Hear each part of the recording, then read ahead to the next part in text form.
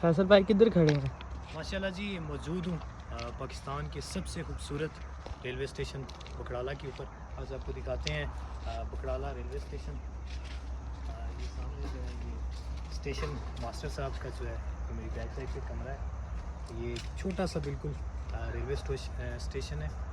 तरक्की जोड़ के मुकाम पर ये मौजूद एक छोटा सा रेलवे स्टेशन है। माशाल्लाह ये सामने स्टेशन मास्टर साहब का कमरा है ये मौजूद है।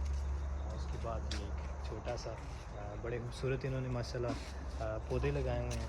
और ये आप यहाँ से देखें अगर फैसल भाई ये क्या है? उत्तर एक टली है टली। इससे क्या फ़ायदा होता है? ये बजाओ ना तो फिर पता लगना। अच्छा। ताड़ी बजानी पैसी तो ता पता लग। उसके बाद माशाल्लाह ये आप सामने देख सकते हैं बकराला रेलवे स्टेशन। और ये बाहर से भी ज़रा रेलवे स्टेशन का थोड़ा सा नज़ारा करा दूँ। ये टली का भी नज़ारा करा दें। बस ठीक है।